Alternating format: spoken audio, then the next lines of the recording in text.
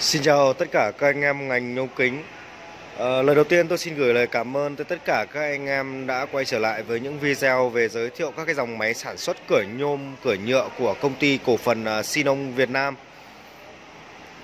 Ngày hôm nay tôi xin giới thiệu với tất cả các anh em dòng máy cắt nhôm hai đầu 09S dây vuông chốt hãm hơi phiên bản cải tiến thế hệ mới nhất năm 2019. Đối với dòng máy cắt hai đầu 09 này thì tôi sẽ giới thiệu về chi tiết tổng quan cho tất cả các anh em. Đây là dòng máy 09 với thương hiệu Fentech.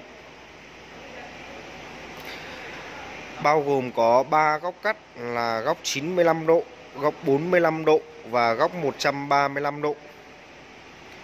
Mỗi một đầu máy sẽ được sử dụng một motor 2,2 kW, tổng hai đầu máy là 4,4 kW. Lưỡi cắt đường kính 450. Thương hiệu Wagen, công nghệ Nhật Bản, là thương hiệu lưỡi cao cấp nhất hiện nay trên thị trường. Đối với dòng máy thế hệ mới này thì như anh em nhìn về tổng quan cơ khí thì toàn bộ các cái chi tiết sẽ đều được sơn là sơn bằng sơn tĩnh điện cả vỏ ngoài và dưới khung gầm bệ máy. Trục chắn DC thiết kế theo phương thẳng đứng hướng từ dưới lên, tiết kiệm diện tích và an toàn hơn trong cái quá trình sử dụng.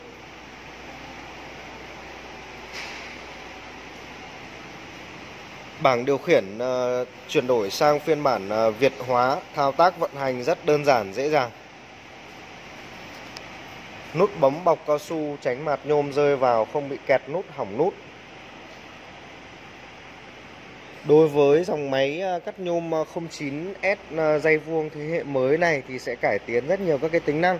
Tôi sẽ lần lượt đi giới thiệu với tất cả các anh em về các cái tính năng mới này. Thứ nhất là hệ thống đường dây di chuyển đầu máy số 2 sẽ cải tiến là loại dây phi 42 và dây đặt liền bệ không kê. Tích hợp thêm nẹp nhôm bảo vệ thước. Đối với những dòng máy thế hệ cũ thì khi chúng ta di chuyển đầu máy số 2 để cố định đầu máy để tiến hành cắt thì sẽ sử dụng là tay siết. Còn đối với dòng máy này sẽ tích hợp thêm công tắc chốt hãm hơi, thuận tiện và chính xác hơn trong quá trình sử dụng. Đầu máy số 1 và đầu máy số 2 sẽ đều thiết kế các cái máng trượt DC. Trong trường hợp chúng ta tiến hành cắt, đối với những cái DC mỏng ngắn nó sẽ tự động trượt xuống phía bên dưới, tránh trường hợp khi lưỡi thu về thường hay hút theo DC là dẫn đến vấp nhôm, móp nhôm hoặc có thể là gãy me của lưỡi. Bệ trước và bệ sau được thiết kế là bệ thép rất khỏe, chắc chắn. Tất cả các cái dòng máy cắt nhôm hai đầu thế hệ mới của chúng tôi thì đối với đầu máy số 2, đế vòng bi sẽ được tích hợp thêm trục bảo vệ, tránh trường hợp là khi quá trình cắt mạt nhôm nó bay vào đế vòng bi dẫn đến tình trạng là bị kẹt vòng bi. Di chuyển đầu máy số 2 sẽ rất khó khăn. Thì cái trục bảo vệ này nó sẽ miết vào các cái đường dây và đẩy hết các cái mạt nhôm ra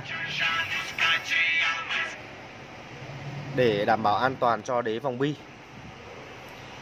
Đầu máy số 2 sẽ bao gồm có 2 piston kẹp phôi, tích hợp thêm một piston phía bên ngoài để kẹp phôi nhôm sau khi cắt xong, tránh trường hợp bị bẩy đầu phôi lên.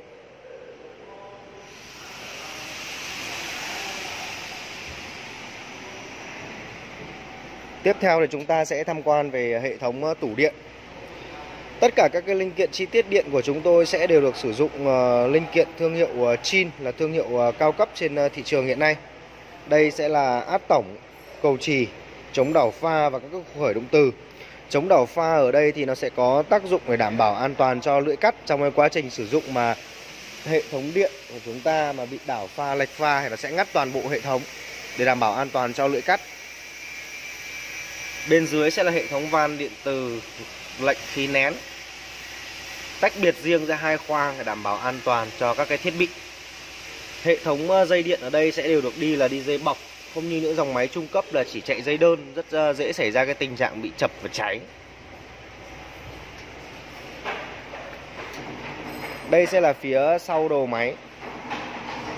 Như tôi vừa giới thiệu là cả khung bệ trước và bệ sau đều thiết kế là các cái bệ thép nguyên khối để có thể đảm bảo ổn định trong cái quá trình sử dụng. Nó sẽ sử dụng hệ thống piston chuyển góc rất lớn để đảm bảo đủ lực để chuyển góc. Như những cái dòng máy thế hệ cũ thì phía sau này nó sẽ không có bệ thép mà nó chỉ là các cái khung gang và quây tôn. Piston đẩy lưỡi cắt ra trong cái quá trình sử dụng ở đây thì sẽ bao gồm có 2 piston, là một piston khí và một piston dầu. Đối với các cái dòng cắt nhôm chuyên dụng thì nó sẽ tích hợp thêm cái piston dầu này để hỗ trợ đẩy lưỡi cắt ra nó được đều phẳng mịn cái mặt cắt của chúng ta sau khi tiến hành cắt xong. Như ở đây mọi người nhìn thấy thì cái piston đẩy lưỡi cắt này sẽ thiết kế thụt vào bên trong đầu máy, vừa tiết kiệm diện tích và bảo vệ piston cho chúng ta. Ở phía bên này đây thì như mọi người nhìn thấy trên màn hình sẽ là các cái cữ hãm góc. Đây là cữ hãm góc 45 độ, cữ hãm góc 135 độ và cữ hãm góc 90 độ ở phía bên dưới. Như mọi người nhìn thấy ở đây sẽ bao gồm các cái cữ hãm này sẽ có các cái ốc hãm góc cắt, là trong cái quá trình sử dụng mà chúng ta muốn tăng giảm cái góc cắt thì có thể là bằng cách nới hoặc siết ốc để tăng giảm góc cắt.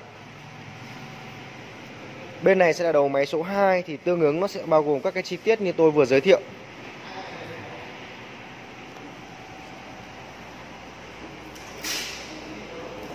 Về cái vấn đề tiếp theo thì như mọi người nhìn thấy ở trên màn hình đây thì nó sẽ là khung bệ máy.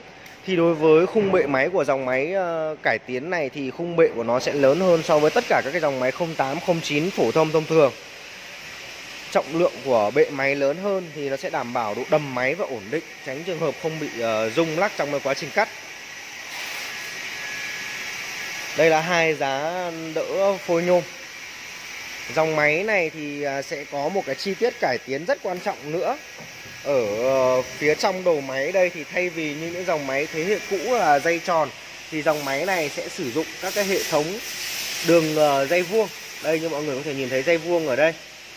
Di chuyển dẫn hướng lưỡi ra cắt được chính xác tuyệt đối trong cái thời gian lâu dài.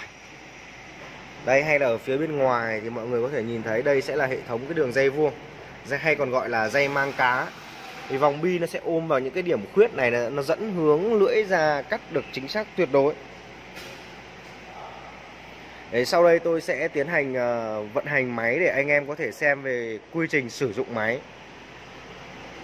Thao tác chuyển góc tự động, tương ứng mỗi một công tắc sẽ là một đầu máy. Như mọi người đang nhìn thấy ở đây sẽ là góc 90 độ.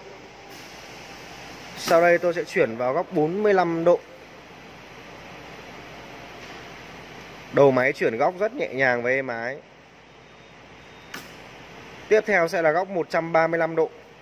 Ưu điểm của dòng máy 09 quay đa góc này thì nó sẽ là bao gồm có 3 góc cắt như tôi vừa giới thiệu. Thì khi chúng ta kéo sát hai đầu máy vào với nhau thì với góc 135 độ thì chúng ta sẽ cắt được những cái cây nhôm với cái khoảng cách rất chi là ngắn.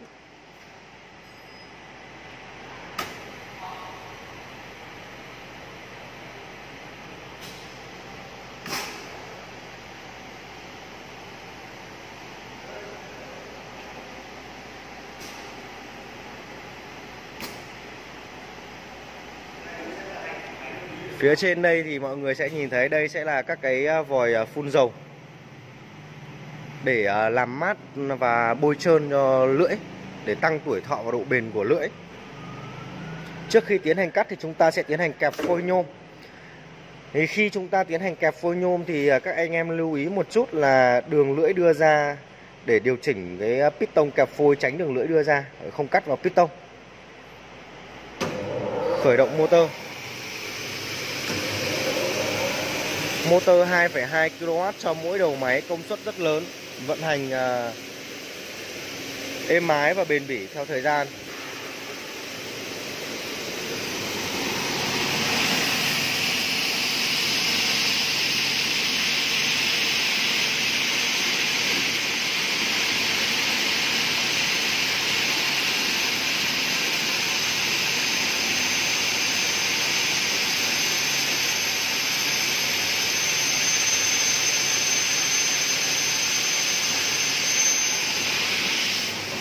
tốc độ lưỡi ra nhanh hay là chậm, hoặc là thu về nhanh hay chậm thì chúng ta đều có thể điều chỉnh được bởi các cái van chiết áp của piston đẩy lưỡi ra cắt.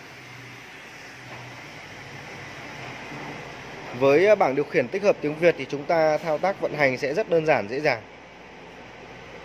Kẹp phôi, khởi động motor, dừng motor, cắt. Lựa chọn đầu máy chế độ vận hành đôi là song song cả hai đầu máy hoặc riêng từng đầu máy một. Tất cả các cái linh kiện chi tiết thiết bị của máy thì chúng tôi sẽ có chế độ bảo hành trong thời gian là 2 năm cho tất cả các anh em. Ngoài chế độ bảo hành theo thời gian ra thì chúng tôi sẽ kèm theo cả gói chế độ bảo trì để hỗ trợ các anh em trong cái quá trình hợp tác giữa hai bên. Như vừa rồi thì chúng tôi cũng đã giới thiệu với anh em là dòng máy này sử dụng lưỡi cắt là lưỡi 450 Wagen công nghệ Nhật Bản, thì chúng ta sẽ có chế độ bảo hành về mặt cắt. Trong trường hợp mà sử dụng mặt cắt bị ba via thì chúng ta sẽ được tiến hành thay thế đổi cặp lưỡi mới. Chúng tôi rất tự hào là đơn vị cung cấp máy sản xuất cửa nhôm với chế độ bảo hành tốt nhất hiện nay trên thị trường. Giá cả rất hợp lý và ưu đãi cho tất cả các anh em. Ngoài các cái dòng máy cắt hai đầu 09 ra thì chúng tôi còn cung cấp tất cả các cái dòng máy cắt nhôm hai đầu khác, như là lưỡi 400 thì có đời máy 05, lưỡi 450 thì có đời 08, đời 09 và các cái dòng máy cắt lưỡi 500 khác. Bên cạnh đó sẽ là các cái dòng máy phay đầu đố, máy ép góc, máy đột dập và máy nén khí.